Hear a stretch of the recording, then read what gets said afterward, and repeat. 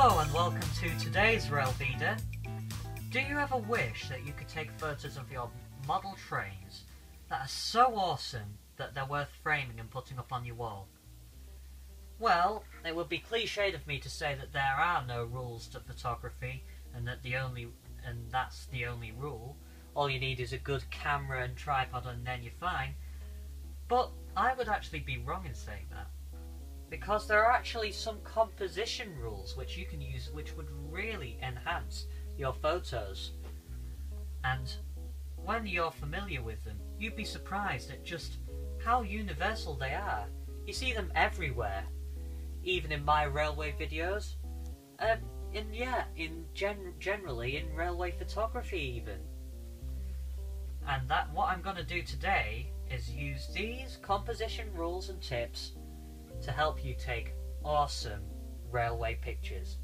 So let's get started. Now you'll notice that you don't have to use all of these rules all of the time to get awesome pictures. Different rules can be applied to different situations, as I will demonstrate. But we'll start off with the first composition rule, which is background. Because how many times have you taken a picture and thought, this photo looks okay, but the background makes the subject look absolutely rubbish? Well, try this. Before you take a photo, choose a location that looks nice nice behind the model that you're going to try and take a picture of. You could even take it outside, as long as you remember to adjust the lens of your camera so that only the model is in focus. You could get a much better photo. Also, for artistic effect, after you've taken the photo, use the photo editor to make the background black and white, because that can make it look very artistic, though you don't have to do that. Now, that's all very well if you've got one subject and that subject is one model train. But what if you're taking a picture of two model trains? Now, well, if you look carefully, this photo that I'm showing right now is using two rules of photography: balancing elements and depth. You should balance the size and amount of each element on each side of the photo a bit like a weighing scale, and create the same depth in the photo by placing one of the engines on a further away track and let the closer engine overlap that engine that's further away, ever so slightly. And this would work fantastically, as you can see in this picture. Now that's great. I've given you an idea of how you can take pictures of the model trains themselves. But what if you're trying to take a picture of a model railway scene? Well, what you can do here is use leading lines for effect. When we look at a photo, our eyes are naturally drawn to follow the lines. In this case, it would probably be the train track that our eyes follow. By thinking about where you position the lines in the image, you can affect how we view it, what our attention is drawn to on the track side. A bit like we are being on a journey by rail. We can affect leading lines and depth, not just by moving objects around, but also using the composition rule of viewpoints. So before photographing your train or model railway scene, take some time to think about where exactly will you shoot it from.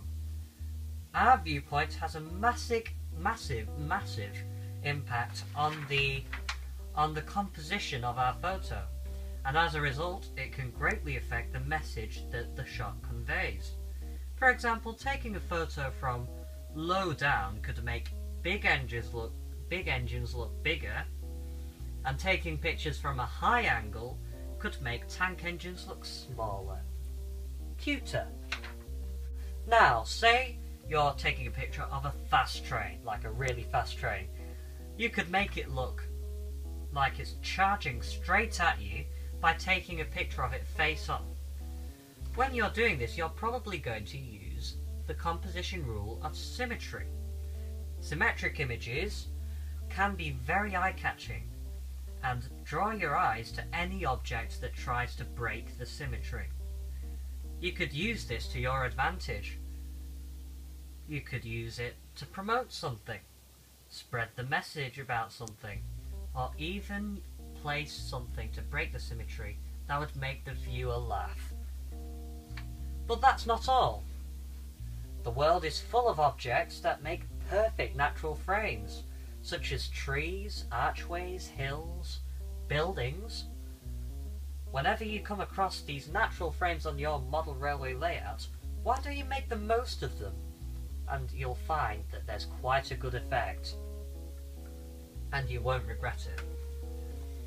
That's very well, but often a photo will lack impact because the main subject is so small that it's pretty much nothing among whatever crud is surrounding it. This can be solved by doing something I do all of the time, and that is crop the image. And crop it tight around the subject so that there are no distractions surrounding it.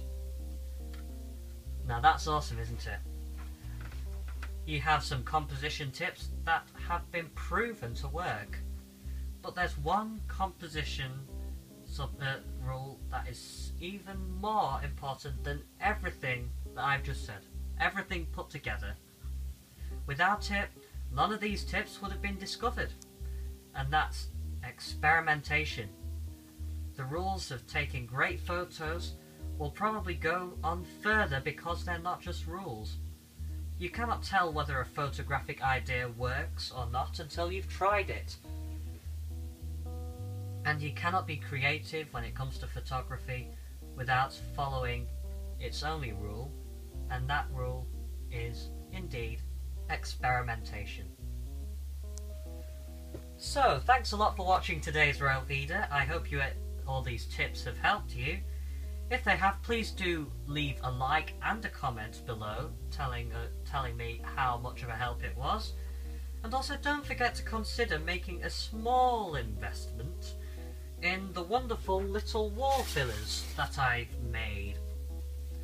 You can get one of these, big, for £5, and you can get a pack of these little contemporary modern framed pictures using my photography, following those composition rules. A pack of 4 of them for £10.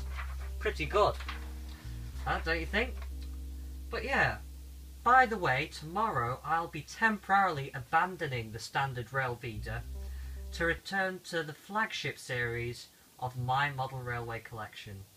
So please do stay tuned for that if you're into that sort of thing. But until then, thanks a lot for watching, and bye!